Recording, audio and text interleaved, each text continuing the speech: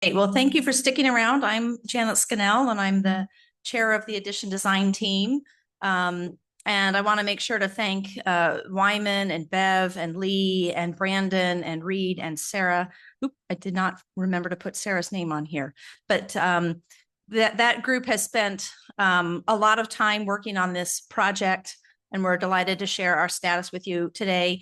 And some of those team members are in the room, some are online, and they will all interject if in this complex set of decisions we've been making, I forget something or need help in answering a question. So let's go ahead and get started. So I just want to give a little bit of context. It's possible there are people that for whom this is new, or that just this has covered a long period of time. It's good to remember kind of what we've been doing. Show the design that we looked at in February, show the design of where we are now with some 3D renderings, and then also some schematic view, and then talk about kind of where we are and what's happening next. We had four main goals when we started this process about wanting to add more space. One was that we needed more dedicated space for our children, for religious education, that we had at one main room that was shared with the kitchen downstairs, a room that's inaccessible that was shared with Sarah's office. And we've since added a room, but we still had these two spaces that were shared spaces. Another goal was getting the kitchen on the same floor as the social hall so that we wouldn't be carrying coffee up and down stairs forever.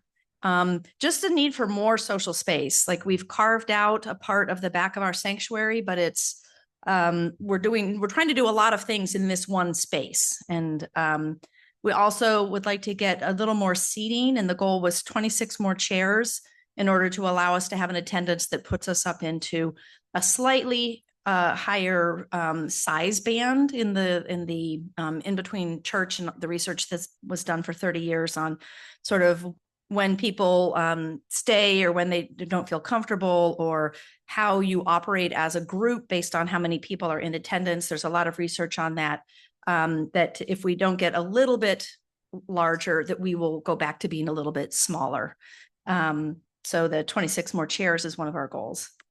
The things we've done so far, this started in the fall of 22 when Paul led some listening sessions about J. Linforth's bequest, and the congregation allocated $80,000 toward an addition. And then we agreed to having a consultant, Rachel Maxwell, come and who helped us think about, are we ready for an addition? And both kind of as a community and also financially. And she gave us some ranges of how much money she thought we could raise in a capital campaign.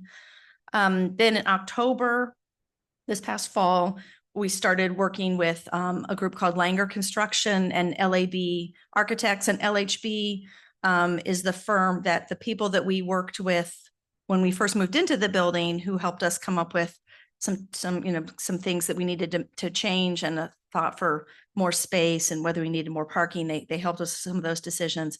Those two folks merged with LHB. So this firm had all of our old documents, which has been really nice. And then in December, we showed the first of some of the designs, and that it was not affordable for us to do a large sanctuary addition to the north. And so I'll talked about at that time, the desire to then pivot to a smaller addition to the south that would be more of a social hall addition. Then in February, we had a meeting like this, and we looked at what we called option 4.4. Took us a while to get to that option, to be ready to share that. And at the time, we shared some things that we would like to do, but that were going to depend on how the fundraising went. So then in March, we selected Schmidt Homes to be our construction partner, started the outreach to the township. And then in April, the fundraising campaign kicked off with Martha and a team of folks leading that effort. We started the design work with LHB. We finally had a meeting with the township. In May, we completed the capital campaign. I'll talk more about that in a minute. LHB and Schmidt met so that they could talk about like what kinds of design things would be difficult to build. It's nice to have a partnership between your builders and your designers. And LHB also came on site for a second time. They'd been on site once before, but as the design was getting a little more fleshed out, they came to look at the building and see if there was anything else to factor in, including that this was one of the potential additional expenditures, was to do something with this chancel area. And they hadn't paid as much attention to that on their first visit, so they came give that a good look at. And then in June and July, the addition design team continued to work with LHB and some kind of iterative design work until we got to a design that I want to show you in just a little bit. First, I want to say a word about the capital campaign, which kicked off in April. There have been communications about this, a group of volunteers that got trained by Rachel Maxwell, and then they had a lot of one-on-one conversations. I hope all or most of you had one of those or led one of those and found them as rich as I know Beth did when she had her conversations with folks. And then in email on May 12th, Martha announced that at that point we had pledges totaling about $538,000, which exceeded our $500,000 goal. So I want to thank everyone who was involved.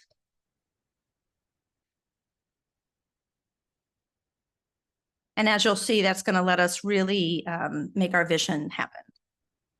Going to be able to meet those needs that we talked about at the beginning. You probably expected to hear from us sooner. And frankly, our original schedule that we shared with you in February did have us talking to you sooner. And we just ran into issues with the township. I know that Wyman is online and he could weigh in about more detail about this if anyone has questions about that. So we started after we had the meeting here with Schmidt. We shared the schematic with the township. This is what we're thinking of doing. It may still be refined a bit, but just generally speaking, do you see an issue with an addition of this size? And it took, 5 or 6 weeks later before we finally were able to get a meeting with them. And they have like a part-time person who's shared between several townships, and she was on vacation a little bit. It was frustrating for us, but the good thing about it was that before we started spending money with the architects, we had a sense of what the issues might be. If we do this, we might have a problem getting approval. If we do this, it will probably go through more easily. It's nice to know those kinds of things up front, which is why the architects suggested that we make sure that we meet with them in advance. And it was also really helpful because we learned about their process for getting approval, which I'll show you some of those dates in just a minute. But they have kind of you have to do something, and then a month later you do something else, and then a few weeks after that you do something else. And so knowing specifically what those dates are, so you don't accidentally miss a month by just a few days, was really important to know in advance. And I'll just summarize these issues again. If you want to know more about these issues, Wyman understands all this better than I do. But in essence, our property is 3 plots. We added the 3rd plot when we bought the land for the parking and to have those trees and kind of extend a little bit to the west. But when we bought the property, it was 2 plots already.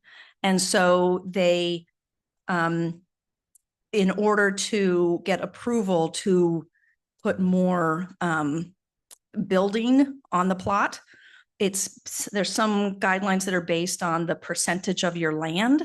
And so they can't do that per plot. So they need us to combine the plots. Plus, it seems like a good idea to just have one plot that we own. And then there was also some issue about our zoning, and that we would need a conditional use permit.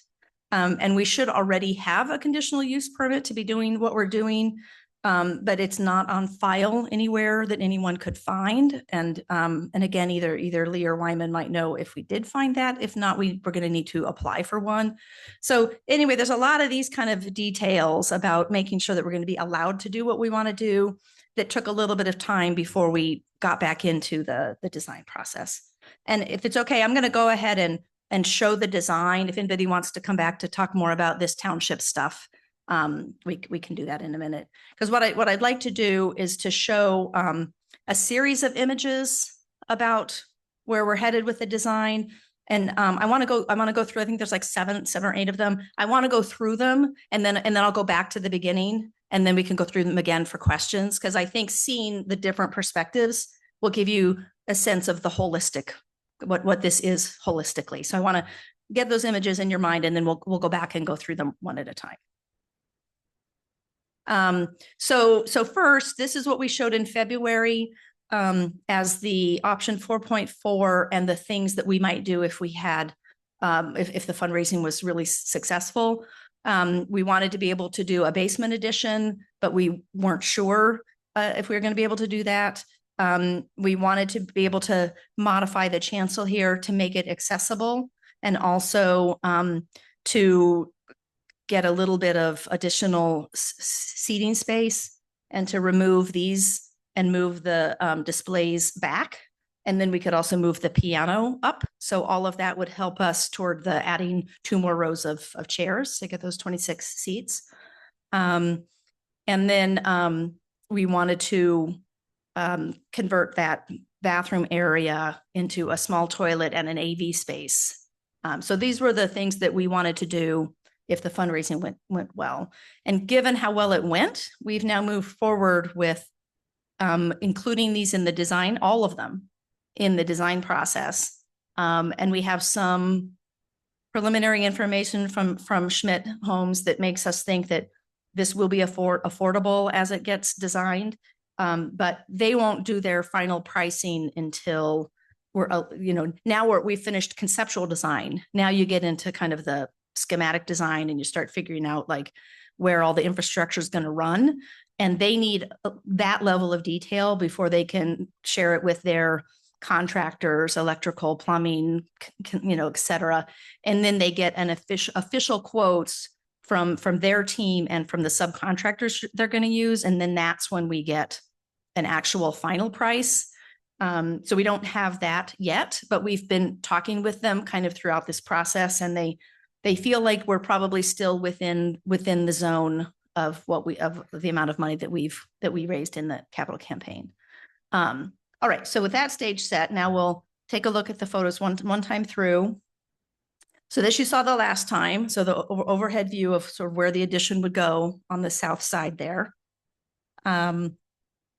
This is a revised, with these gone and doing a different kind of way of decorating the chancel.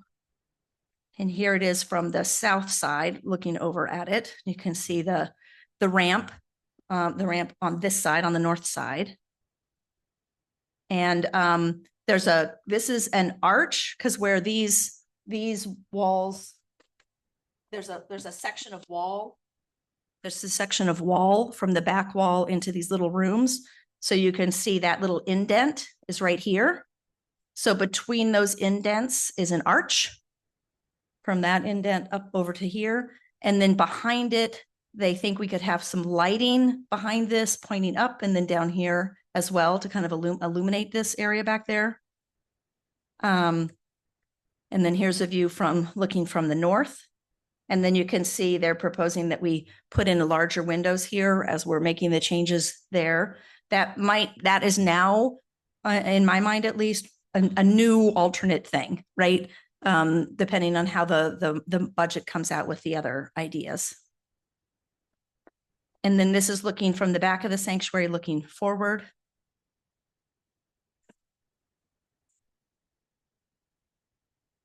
And then this is from where I am looking back.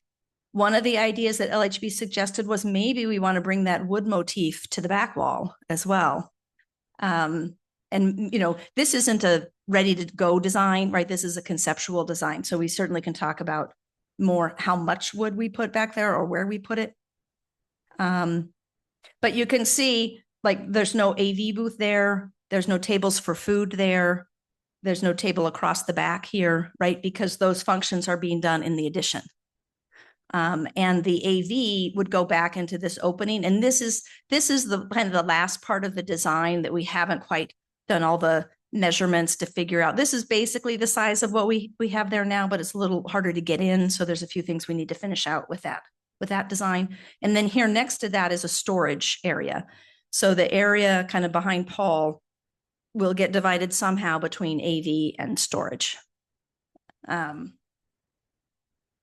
So then this is a view showing the addition. So this is the kitchen pass-through, and then windows here out to the west. And this table, that would not be there most of the time. That's like if we wanted to have a crock pot dinner kind of thing where we don't have enough, if the pass-through is not large enough. They were just showing that you could put something there, and they will put some additional outlets against this wall in case we need or want to do that. This is the window into the kitchen, and you can see they put this, is this called a transom window? So to bring some of that light in, because there's a nice big window out toward the south there.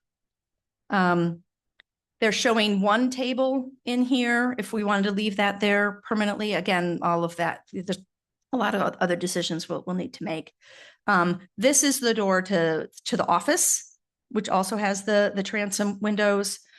And behind this wall, we switched the bathroom. So instead of having the bathroom and the bathroom here and the storage in the addition, Matt Fading suggested we do it the other way around. Let's make a new bathroom in the addition, and let's put the storage and the AV together in the space back there.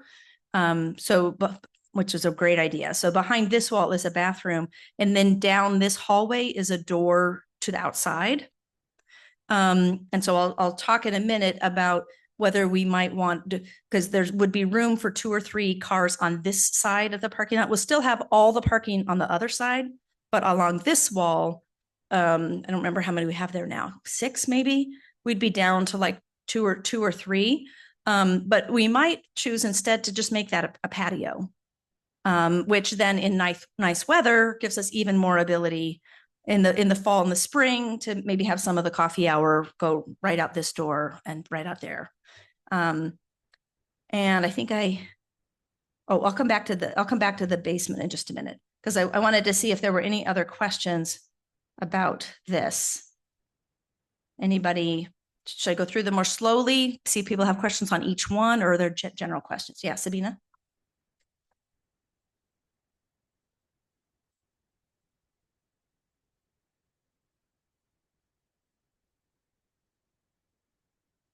Correct. Yeah. You want to just, for the Zoom people, we need to have the microphone. I was just clarifying that in the addition, the ceiling is going to be slanted up rather than an 8-foot flat. I think you can see that a little bit in here, how this is slanted, and it's I don't remember how the height of that ceiling. I thought that ceiling was going to be higher, but I don't remember the details. But yeah, Don. What will the storage across from the office and next to the ABB booth be used for? What are those storages for? What purposes? For general, for Tables. Yeah. So and let me show the overhead view, because this shows the AV and the storage here, shows the kitchen. The bathroom, the office, and the kitchen. Yeah. So the idea was that because we're giving up this, I call them the wings. I don't know what we should really call them, but anyway, since we're giving these up, we currently have like our round tables, our white round tables need somewhere to go. And so it seemed like, we could actually use 3 times as much storage as what's shown here, because we could use more tables if we have chairs that we want to store temporarily while we have a different kind of event that maybe doesn't need as many chairs, a dance party, whatever it is. Like we don't really have a good place for doing that on this floor. So we might need to use some of the storage in the basement for some of the things we use less often. On that note, more storage could be used, might be useful. Could you consider possibly a tough shed, things like that? External building, you can build like a shed, or you can put this on. The thought to consider. Yeah, I think there will be, as this evolves, we will learn a lot about our needs, and we will undoubtedly need to adapt as we move forward. Yeah, I think Mary has the hand up. Anthony, Oh, yeah. Having worked with all of this, There's many things that we do not need anymore that are still here. So Mhm. just, we will be reducing. Who's, oh, yeah, Mary? I'm extra sensitive to this issue now, with a, is that all? Okay, with a sister that is a new amputee, but we do have the disabled, proper, The bathroom in the ramp front. over here. but since we're building a new, bathroom in this new section, can that also, speak to just, handicapped accessible? Absolutely. And as like is the that one described. when we come in, the one that's Correct, off. Correct. Yeah, this one will be also, and I think that's what this red circle is showing is the So- requirements for the ability for someone to be able to Spin move. a wheelchair. Yeah. And that was part of what Matt was thinking was like, rather than trying to figure out how to configure it, because part of what we wanted to do was like save the toilets that's in there and just rotate it 90 degrees. And like, and Matt was like, that's not, this is going to be tedious where the sink is in there is very separated from where the toilet is. So how are we going to make this work exactly? So that's why we had this. I see Wyman has raised his hand and I told him to do that so that I would know he might want to respond to a question. So Wyman, if you want to unmute. Okay, Janet, can you hear me? Yes. Yes. Yep. Okay, I'm just asking if you could repeat the questions raised by the folks there because we can't hear them on Zoom. Oh, you should be able to, but okay. Okay, Paul's going to check into that. So Don asked a question about what we were going to use the storage for and whether we might want to consider a different kind of external building for some of our storage. And Mary asked about, she noted the accessible ramp to the chancel, but she wondered if the new bathroom would be handicap accessible as well. Yes. Oh, one thing, sorry, Wyman, but we're having some audio issues today. And so it may be that this wireless is not being picked up by Zoom. So yeah, please repeat the questions, Janet. Okay. All right. So anybody, I'll go back to the pictures and see if anybody had any other questions, comments about this direction.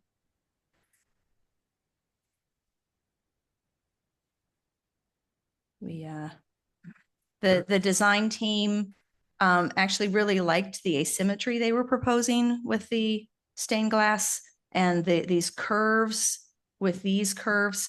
This is a slight, will probably have some sort of a little covering there because when this goes out, they're worried about exactly what it's going to look like up there and how smooth they can make it look.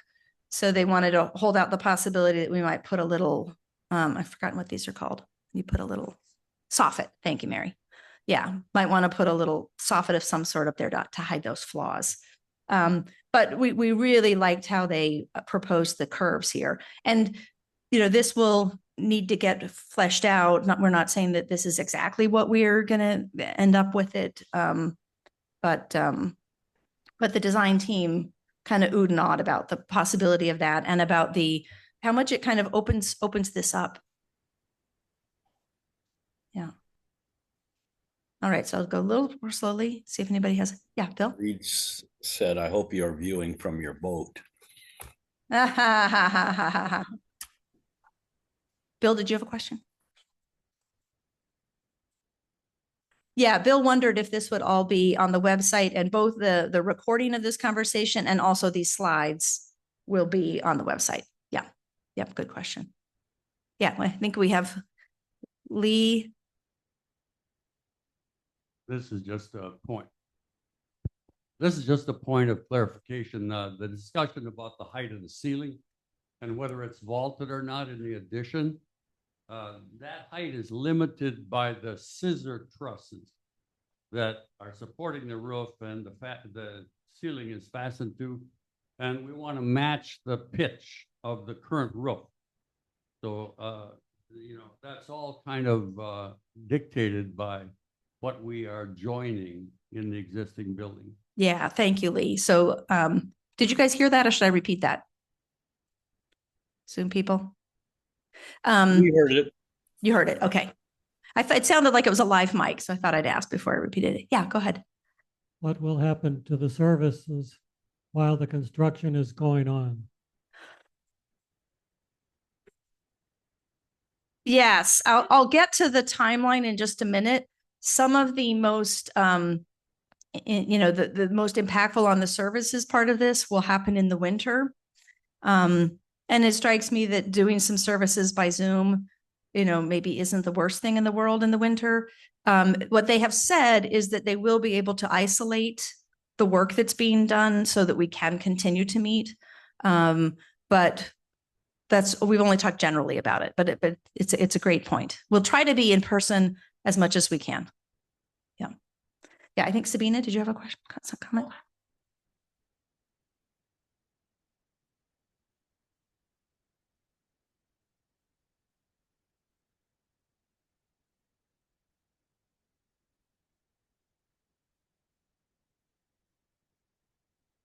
Yeah, I think because we had these here that they thought we might want instead of these, we might want something a little more like this.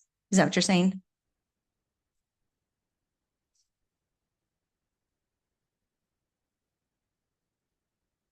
These things overhead, you mean, on that. It's basically. Oh, the same as this. these lights? These? Ah, It's basically the same kind. yeah, no, we had I hadn't noticed that. We hadn't really talked about that, but that's, yeah. Yeah. Yeah. Yeah. Couple of comments. This is Bob Peterson. I was an early contrarian with the addition, but I do want to say one of the reasons was I made the erroneous assumption that there would be a mortgage involved and that we would all have to kick up our annual pledges and so on. I was wrong about that. I really like the interior design features. One thing I've been concerned about, though, that hasn't been addressed is snow removal. And if you could go back to one of the slides that shows the photographic aerial view from the outside, just look at it and consider that we might have to come up with some kind of plan. And I don't know what that would be. Yeah, that is a good point. And you can see in this picture what Lee was talking about we need these lines to line up. So the height of the addition is limited by the fact that we need to not have the back taller than the front, right? We need to join up right there. Yeah, Brenda. I'm wondering what the timeline as far as getting started with all this might be. Yeah, great. All right, so I'm gonna go through these, not that we can't come back to them.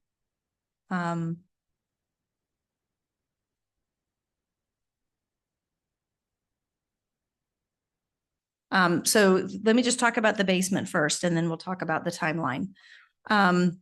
So we do think that we can afford the basement addition, the same size, the same 720 square feet. And we're proposing, and we want to see sort of how this costs out when we get the final costs, to go ahead and enclose a storage room down there. And to help you be oriented where this is the bathroom that we use down there. This is where the lift is. This is the bathroom that we use. This is the bathroom we don't use, right? This is the bathroom that serves as storage that right now has an angled, right? This is where the kind of the rotunda used to be. And Bev had the great idea of, if we're doing this, can we straighten this out, take this little piece out, and then when you come down the stairs, it'll be a straight shot instead of having to go around this little corner and then come through this little opening.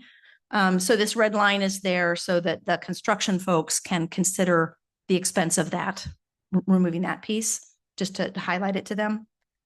So then this little box is the heater, our utilities stuff there. So we don't go in, nobody goes into that, right? When the current kitchen is here. And so then you'd have to go through this door. This is right now where the floor sink thing is. And then there's another door where you go into where the heater is. So we'd be going through that space and then be putting another mop sink, floor sink, whatever they call those, in the storage area. And then we want to stub this in for the possibility of another bathroom that would have a shower, which was one of the things that came up in some of the conversations about features that we might want. That would it be nice to be able to house unhoused people or unhomed people temporarily, if we had a shower, or if we had, you know, a kids overnight thing or something. I don't know, but we won't be developing this bathroom now, but they'll be putting in the infrastructure for this. And then this would be a multi-purpose room, you know, playroom for the kids, whatever it could be, probably unfinished. And then this is an egress window, both to bring some light in, and also the current exit is way over in the opposite corner. So it's also a safety benefit to have that egress window there. Which right above it is where the door to get outside is. And if I show you the next one, that has the upstairs, so you can see where that door to the outside is. So here's the little area that we can decide whether to have that be a patio. And then I had just 2 more pictures here. This is the overhead showing the addition. This is the area that could have 2 or 3 cars or could have patio. And then this is showing where the parking is on the opposite side of that. You know, when you look out here and I see cars facing the south, and that will stay as is. So we won't lose those parking spots. They did make a note that kind of the corner of one of the planters over there might need to be a little smaller so that the cars will be able to get around this corner easily. Yeah, Mary.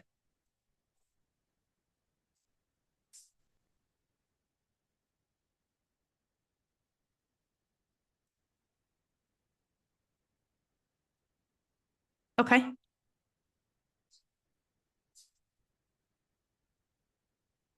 Okay.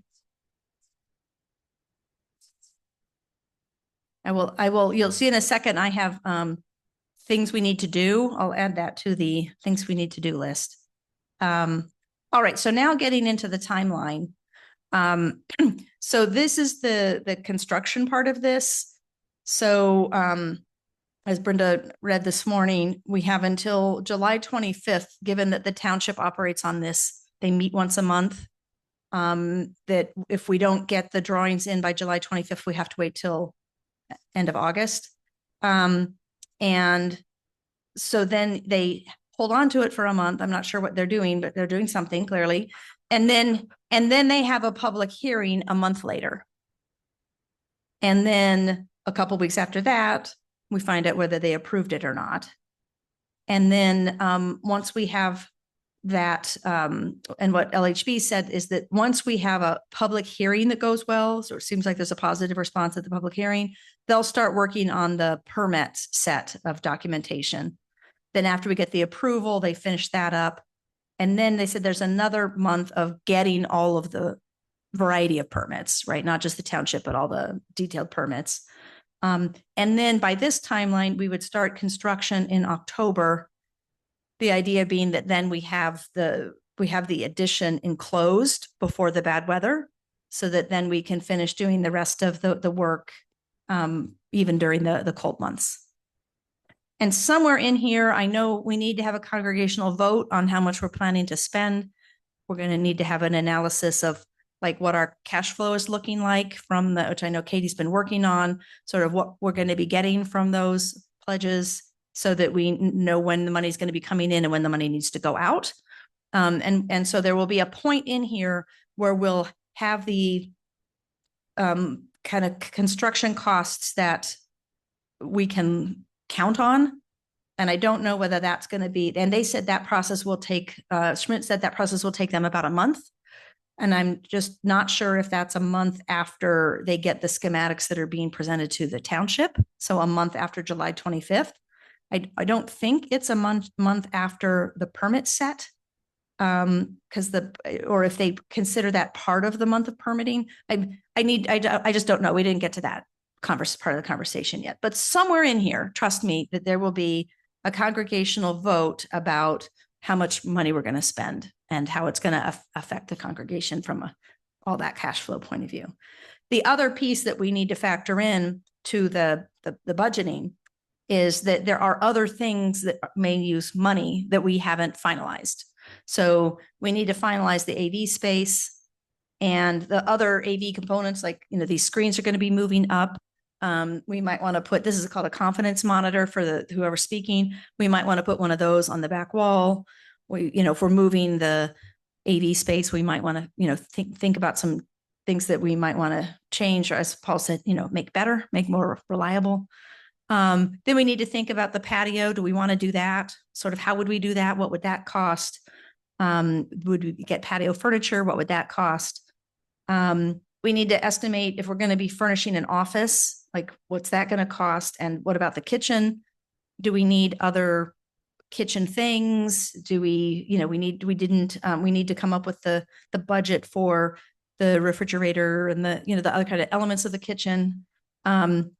Then there's just going to be, people who need to make decisions. So other people other than the, in addition to the addition design team, will also need to get the aesthetics group and kitchen group to help us think through the finishes for the materials in the kitchen, like the cabinets, paint colors, carpet selection. There's a short-term facilities group that had got a separate amount of allocation from the bequest. And that group is looking into possibly replacing these chairs.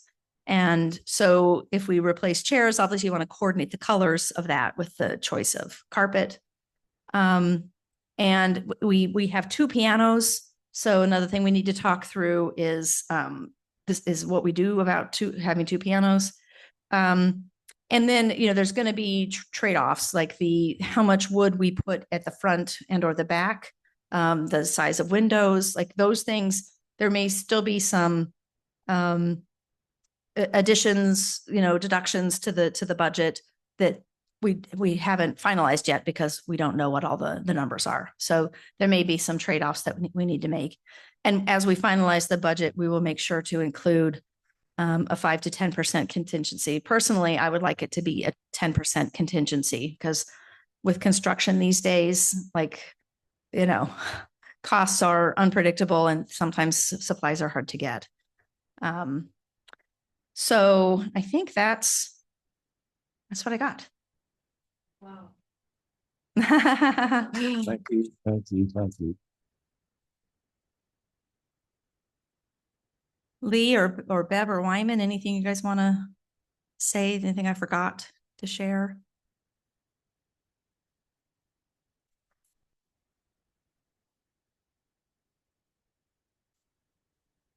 When I saw the schematic. Tap the top. That seemed to work for Lee. Mic test. Well, let me just turn it up just a tad. How's that? How's that?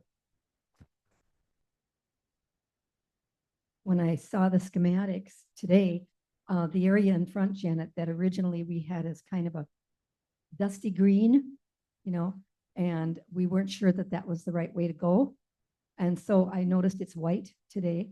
I think, I'm not sure, I don't want to speak out of turn, but I'm assuming that's negotiable for the color up front. Oh, sure. Okay, because the white Yeah. was a little bit jarring, so Yeah. I'm sure it was just a placeholder for now. I just wanted to clarify that in case anybody else was wondering. Yeah. And this is a slightly different approach to this kind of work, because we sometimes do like a project at a time, and we have a small group that makes decisions, and often there's no downstream consequences of that, right? But with a project like this, it's like there's a lot of elements that are going to affect a lot of parts of the fellowship, and making sure that we have the right people either involved or their ideas being represented, because we're going to need to decide, for example, are we repainting everything in here? Are we replacing all of the carpet? It's like, you can't kind of get started, like make a budget that only plans for carpet and paint in the addition. And then you get going, and then someone says, hey, you know what, while we're at it, why don't we paint the whole thing, or why don't we replace all the carpet? Like, we need all those ideas up front, because this is not one where we can kind of iterate in the way that, when it's a smaller project, we have done, and it's been great. But in this project, because we need to make sure we manage the money responsibly, we're going to need to anticipate some of those things a little more. So please, if you have thoughts after, looking these over yourself, or just even from hearing this presentation, please feel free to send me and Wyman your comments about things that don't forget, or I think this, or I think that. Yeah. Yeah. Yeah, I have two things. First of all, is the handicap door. We don't use it properly. It's not turned on right now. When you come in, there's a switch you have to push. And then the second thing, when you operate the switch, you also have to lock in the panic bar, or it still won't work. So I was wondering, when we have all this construction going on, there is a automatic latch what we could put on, so we wouldn't have to go through all that process to remember to turn the door on and to lock the panic bar in. That you could put an electronic switch in, that when you hit the button, that would release the switch and open the door at the same time.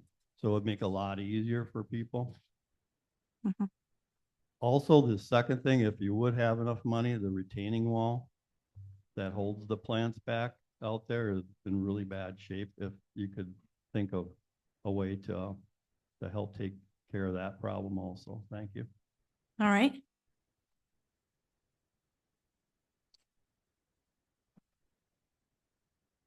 A lot of churches around the United States are losing membership.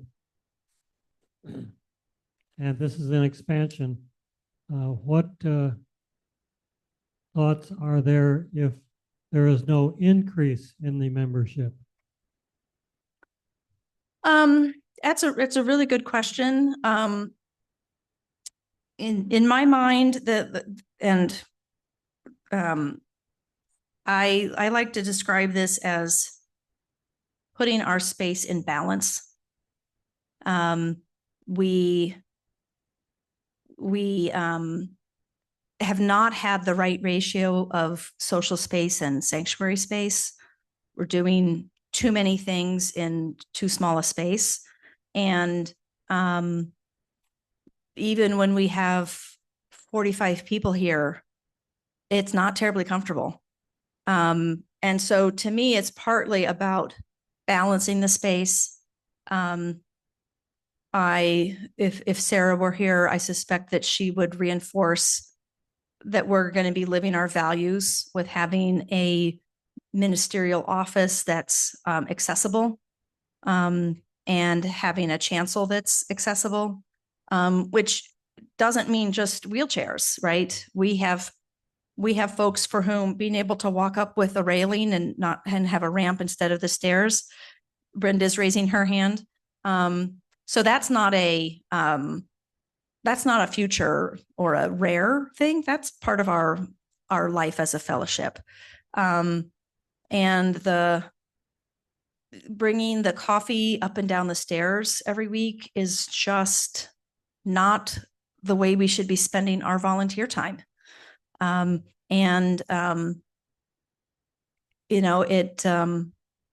think to be I want to say a proper fellowship. I don't know, that's not the right way to put it, but I just feel like the things that we've chosen to do with a fairly modest addition, 720 square feet, is going to put us in balance. And maybe we won't grow, and it will just be more comfortable for those of us who are here. Maybe we will. Maybe it will allow us to grow in ways that the current space has some limitations. And getting 2 more rows of chairs, 26 more chairs, getting the extra square footage for social hall, I think those things are in balance for a somewhat larger, but not hugely larger congregation. And the fact that we have, and it will, in that in-between church model, put us into a sustainable size to stay at that size. Whereas that model would say that we are currently at a size where it's not going to be sustainable in the long term, and we will go back to a smaller size for a variety of reasons. That's another conversation. But I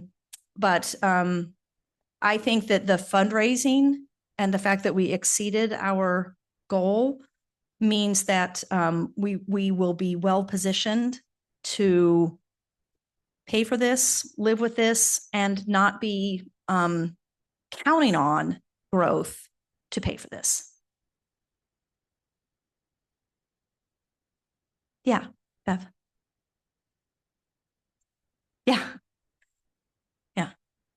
Lee and I came here in 1998. And when we came to church, there'd be 20 people, maybe 25. We're now, 40 is normal for us.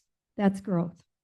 I also believe, and I've read articles like this, that yes, the churches, the mainstream churches are, most of them actually, losing members. My personal belief is that as a population, a lot of people aren't too sure about the dogma that they have believed in the past. But I don't think that they ever want to leave community. And I think this church doesn't ask you to believe a dogma. It asks you to tend to your spirituality if you want to. Otherwise, just come and have a good cup of coffee and have community. And to me, that's half the spirituality anyways, community. So I have a lot of faith that that isn't going to be a problem. Thank you. All right. Well, it's 12:10. Are we good? We're good. All right. Thank you all for coming, and watch for the link to the slides and the recording. So, and please send your thoughts and suggestions. Thank you very much.